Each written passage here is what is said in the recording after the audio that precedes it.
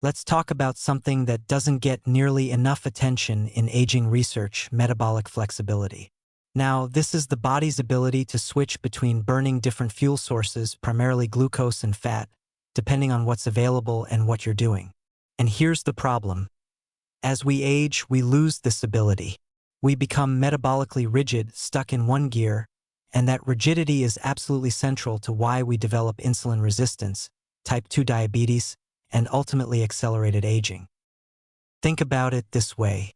A young, healthy metabolism is like a hybrid car that seamlessly switches between electric and gas depending on driving conditions. But as we age, especially with poor lifestyle habits, we become like an old car that only runs on one type of fuel and sputters when you try to switch. This happens because our mitochondria become dysfunctional, our insulin signaling gets impaired, and frankly, most of us spend way too much time sitting and eating constantly, never giving our bodies a chance to practice switching fuels. The consequences here are serious. When you can't efficiently burn fat, you're constantly dependent on glucose, which means you're constantly eating, constantly spiking insulin, and never accessing your fat stores for energy. This creates a vicious cycle of weight gain, inflammation, and metabolic dysfunction. Your cells essentially forget how to use fat for fuel. And this isn't just about weight. Metabolic inflexibility is linked to cognitive decline, cardiovascular disease, and shortened lifespan. But here's where it gets interesting and actually quite hopeful. You can restore metabolic flexibility through specific interventions, and the research here is compelling. Time-restricted eating is probably the most accessible tool. When you compress your eating window to 8 or 10 hours and fast for 14 to 16 hours, you force your body to switch to fat burning. It's like physical therapy for your metabolism. You're literally retraining your mitochondria to become flexible again. Carbohydrate cycling is another powerful strategy, though it requires more planning. You alternate between higher carbohydrate days and very low carbohydrate days. On low-carb days, your body shifts into ketosis, producing ketones as an alternative fuel source. This switching back and forth, that's the key.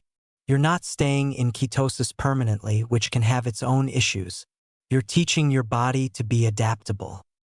Exercise plays a massive role here too, particularly fasted cardio and high-intensity interval training. When you exercise in a fasted state, you're depleting glycogen stores and forcing fat oxidation. HIIT workouts create rapid fuel demands that require metabolic flexibility. These aren't just burning calories, they're signaling your cells to build more mitochondria and improve their fuel switching capacity. Now, a word of caution. If you've been metabolically rigid for years, you can't just jump into extended fasting or extreme low-carb diets without consequences. You'll feel terrible because your body has lost the enzymatic machinery to efficiently burn fat. This needs to be gradual. Start with a 12-hour overnight fast, then extend it. Try one lower carb day per week, then build up. Monitor how you feel.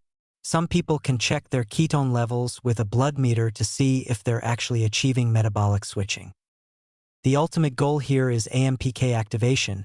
That's the cellular energy sensor that gets triggered when glucose is low and promotes fat burning, autophagy, and longevity pathways. Metabolic flexibility isn't just about weight management.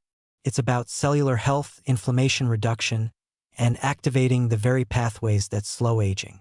When your metabolism can flexibly switch between fuel sources, you're fundamentally more resilient, and that resilience translates directly into health span and lifespan.